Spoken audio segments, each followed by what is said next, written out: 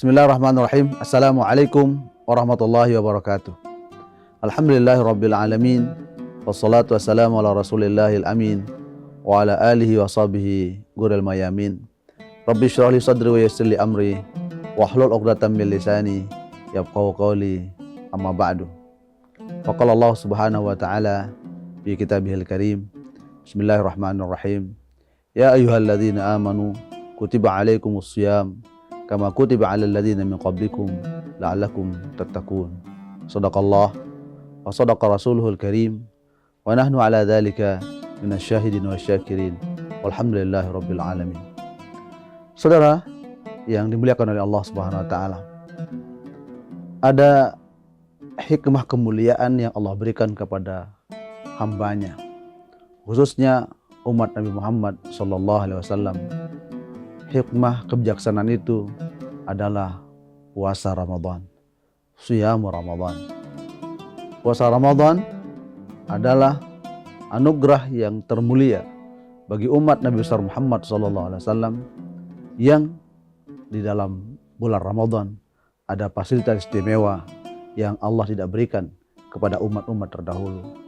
Salah satu di antaranya adalah Lailatul Qadar. Keistimewaan yang Allah berikan kepada umat Nabi Muhammad ini harus kita sambut dengan penuh sukacita. Harus kita sambut dengan penuh keimanan dan kita sambut dengan penuh keceriaan.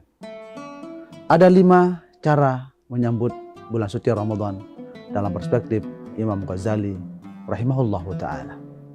Yang pertama, isti'dadul iman. Harus siap, persiapan iman. Kenapa Ramadan itu harus disambut dengan iman? Karena perintah puasa adalah perintah yang tentu secara psikologis manusia akan berubah pola makannya. Sehingga yang dipanggil oleh Allah adalah iman, bukan logika. Itu sebabnya perintah puasa diawali dengan iman. Ya ayyuhalladzina amanu kutiba alaikumus shiyam. Menandakan bahwa kita sebagai umat Nabi besar Muhammad SAW, umat yang beriman, harus mempatri iman diri kita agar kita yakin kepada Allah Subhanahu wa taala bahwa perintah berupa puasa Ramadan harus kita terima dengan penuh keikhlasan. Itulah yang dimaksud oleh Rasulullah SAW. Man shoma Ramadana imanan wahtisaban ghufira lahu ma taqaddama min dzambi. Siapa saja yang berpuasa pada bulan suci Ramadan sembari imannya kuat, persiapan imannya hebat, sembari mengharap redha dan ikhlas karena Allah, jaminannya adalah orang yang berpuasa seperti itu terampuni noda dosanya setahun yang lalu. Itulah pentingnya. Yang pertama adalah isti'dadul iman, mempersiapkan iman. Yang kedua, kata Imam Ghazali, yang perlu kita persiapkan dalam rangka menyambut bulan Ramadan atau mengisi bulan Ramadan dengan isti'dadul ilmi, mempersiapkan ilmu. Afdalul ilmi ilmul hal. Ilmu yang paling afdal, ilmu yang paling mulia, kata Imam Zarnuji, adalah ilmul hal, ilmu aplikatif. Maka dalam rangka menyambut bulan suci Ramadan dan mengisi bulan Ramadan, maka harus kita persiapkan dengan ilmu pengetahuan. Ilmu yang paling tepat dalam rangka mengisi Ramadan adalah ilmu tentang fiqhus shaum, tentang seluk-beluk berpuasa, hukum berpuasa, kewajiban berpuasa, rukun puasa, syarat sah puasa, yang membatalkan puasa, yang membatalkan pahala puasa, amalan-amalan di bulan Ramadan, dan amalan-amalan yang termulia setelah Ramadan. Itu adalah ilmul hal. Maka kita harus mengilmukan itu semua agar sempurna pelaksanaan ibadah Ramadan kita. Itu yang disebut dengan isti'dadul ilm. Yang ketiga yang harus kita siapkan adalah isti'dadus sihhati wal afiyah. Kita harus mempersiapkan kesehatan. Karena bulan puasa adalah bulan pelatihan fisik, rohani, jasmani, maka kita harus persiapkan kesehatan. jaga kesehatan kita. Mumpung masih bulan Sya'ban, mumpung masih ada kesempatan, kita jaga, kita minum vitamin, kita olahraga, agar fisik kita sehat menyambut bulan Ramadan dan mengisi bulan Ramadan dengan ibadah. Itu sebabnya ulama mengatakan bahwa yukrahus saumu ba'da nisfi min Sya'ban. Makruh berpuasa setelah nisfu Sya'ban. Jadi setelah tanggal 15 sampai 30 Sya'ban itu dimakruhkan berpuasa. Apa ilatnya? Apa sebabnya? Agar fisik ini tetap sehat, segar bugar menyambut Ramadan. Kecuali bagi orang yang sudah biasa berpuasa, ataukah bagi orang yang masih punya utang piutang Ramadan tahun lalu yang untuk dia wajib qadha puasanya selama masih belum datang bulan Ramadan. Itu yang diperkecualikan. Itu yang ketiga adalah mempersiapkan kesehatan. Yang keempat kata beliau adalah isti'dadul mal, mempersiapkan materi, harta, harta benda. Apa sebabnya? Karena perlu ada yang dipakai untuk iftar, takjil, berbuka puasa, makan sahur. Begitu juga nanti ada persiapan untuk zakat mal, zakat fitrah, dan bisa bersedekah, berinfak di bulan suci Ramadan. Karena nafkah atau infak sedekah yang paling afdal adalah sedekah di bulan Ramadan. As-sadaqah fi Ramadan afdalu wa aktsaru jazaan. Bersedekah di bulan Ramadan itu adalah afdal dan paling besar pahala balasannya. Itu sebabnya kita harus mempersiapkan kekayaan atau materi atau harta yang kita persiapkan dalam rangka mengisi Ramadan dengan sebaik-baiknya. Yang kelima kata Imam Ghazali yang perlu kita persiapkan adalah isti'dadun nafs, psikologis. Siapkan mental bahwa di dalam Ramadan banyak cobaan. Cobaan lapar, cobaan ngantuk, cobaan emosi, dan cobaan segala-galanya. Ini perlu persiapan mental. Perubahan pola makan yang awalnya dari pagi sarapan sampai makan siang, makan malam, itu terjadi perubahan di saat bulan suci Ramadan. Tapi yang paling penting bagi kita adalah isti'dadun nafs. Mental kita hebat, mental kita kuat, psikologis kita mapan, stabil. Maka itulah orang-orang yang bisa menyambut Ramadan dengan kemuliaan. Pantas ada ungkapan yang mengatakan man fariha bidukhuli ramadhana harramahullahu jasadahu 'alan niran. Siapa saja yang bahagia, senang, ekspresif dalam menyambut Ramadan, tentu dia menyambut Ramadan dengan kesiapan iman, kesiapan ilmu, kesiapan harta benda, kesiapan kesehatan, kesiapan psikologis. Itulah orang yang nanti akan dijauhkan dari siksa api neraka. Saudara yang dimuliakan oleh Allah Subhanahu wa taala. Itulah 5 poin dalam rangka menyambut bulan suci Ramadan. Mudah-mudahan kita semua dalam menjalankan ibadah puasa di bulan Ramadan nanti diberikan kekuatan iman, kesehatan, keafiatan, serta segala amal ibadah kita diterima oleh Allah Subhanahu wa taala. Amin Allahumma amin. Selanjutnya, saudara-saudara yang saya muliakan, mengisi Ramadan dengan berbagai cara. Pertama, mengisi hari-hari Ramadan dengan amal-amal saleh. Badiru bil a'malis salihat. Bersegeralah Anda dalam rangka mengisi kehidupan Anda dengan amal saleh. Ada persoalan yang penting di dalam Ramadan kita. Seringkali era-era modern hari ini, Ramadan sering disibukkan oleh media-media sosial, TikTokan, internetan, YouTubean, WA-an, apapun istilah-istilah itu. Apakah itu bisa mengganggu kenyamanan, kehusyuan ibadah kita, khususnya di bulan suci Ramadan?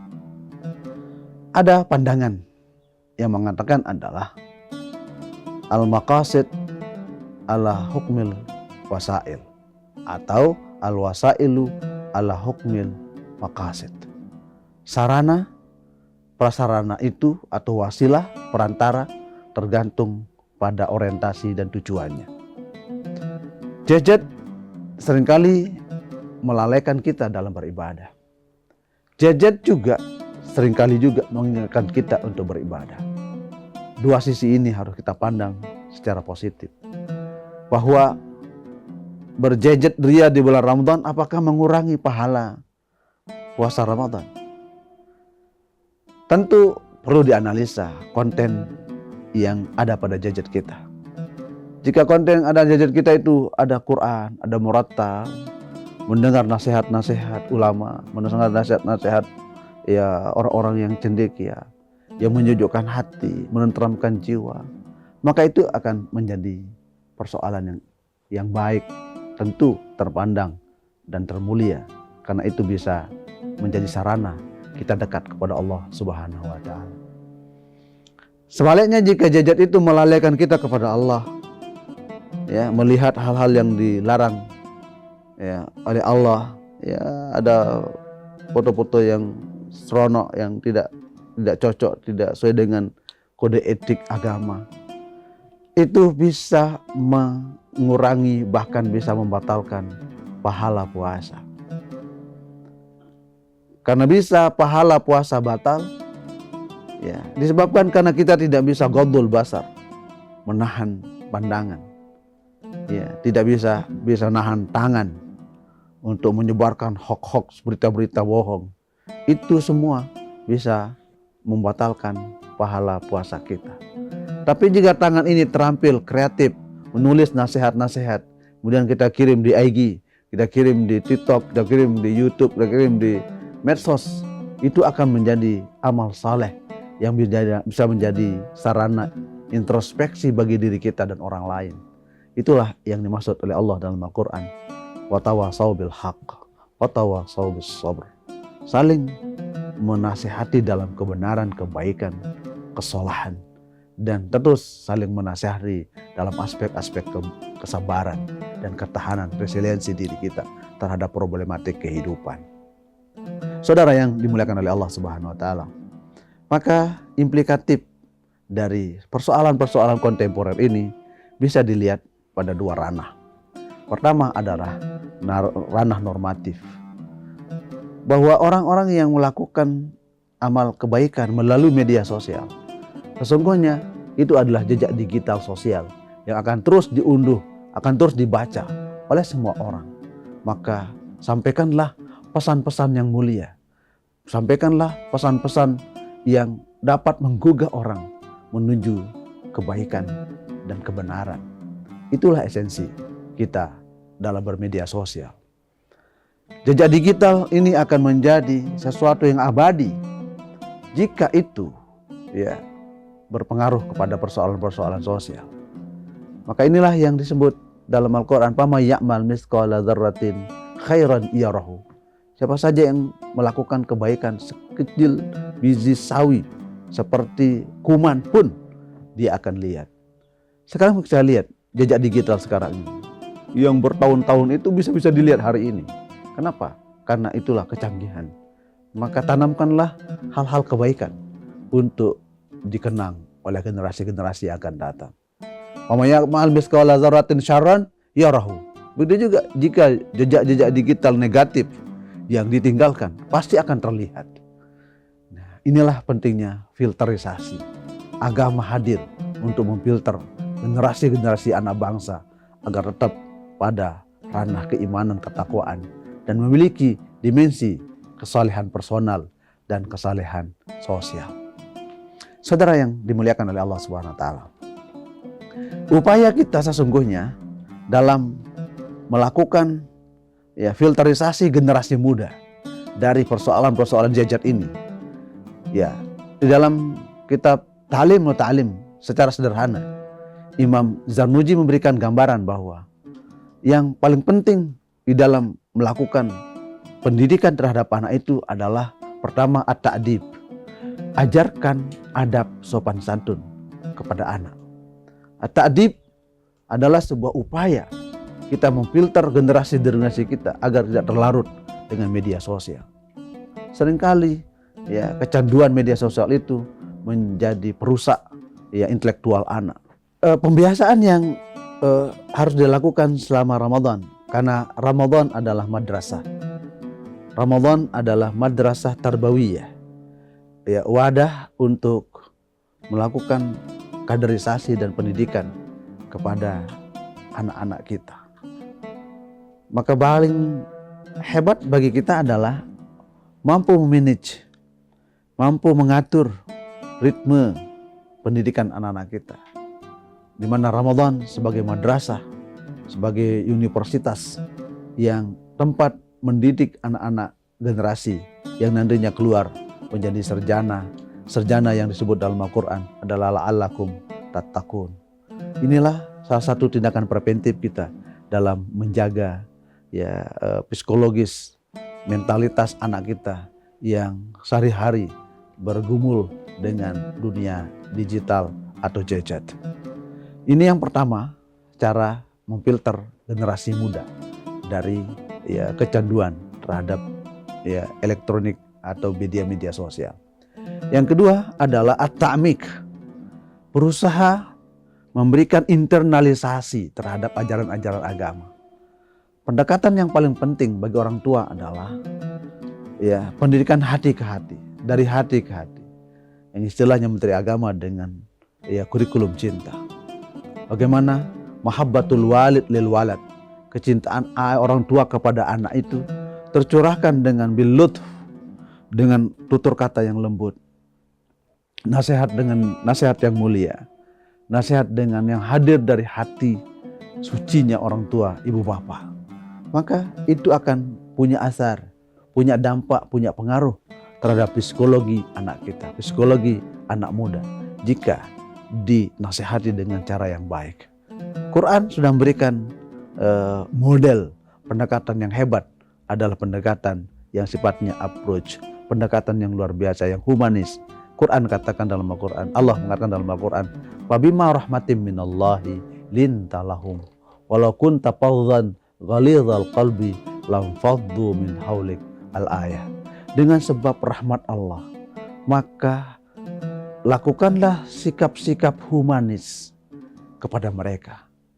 Jika Anda melakukan sikap yang keras kepada mereka, ya, yang sikap radikal, ekstrim, ya, atau menjudgment kepada mereka, bukan mereka akan dekat kepada Anda, tapi mereka menjauh. Itu teori konstruktif yang luar biasa dari Al-Quran tentang bagaimana mengayomi masyarakat, mengayomi anak muda, mengayomi peserta didik dengan penuh kecintaan, kelemah lembutan. Quran ini menggambarkan tentang bagaimana humanitas itu, sisi-sisi manusia harus dilekatkan dalam psikologis anak remaja. Ini yang kedua. Yang ketiga adalah at-tarkis. Bagaimana anak muda itu dibuatkan simbol-simbol yang menyebabkan mereka tetap ingat terhadap simbol-simbol kebaikan. Siapa idola mereka? Kalau idola mereka ulama itu yang ya diberikan spirit tentang ya perjalanan hidup seorang ulama yang dia gemari, yang menjadi idolanya. Ataukah tokoh-tokoh besar yang itu dia menjadi idolanya? Tak masalah kita jelaskan kepada mereka ya perjalanan hidup spiritual, perjalanan intelektualnya, perjalanan sosialnya, agar itu menjadi inspiratif bagi mereka. Itu yang kemudian disebut dengan tarkis. Bagaimana ya termodifikasi persoalan-persoalan penting itu dalam senak benak mereka, dalam intelektualitas mereka, dalam spiritualitas mereka, hingga dia muncul menjadi generasi-generasi yang terpatri karakter yang mulia. Kemudian yang keempat adalah at-tansyi', membangkitkan semangat motivasi yang kuat kepada generasi-generasi muda. Saya kira ini perlu yang menjadi prioritas kita dalam melakukan pendekatan-pendekatan kepada anak-anak muda hari ini.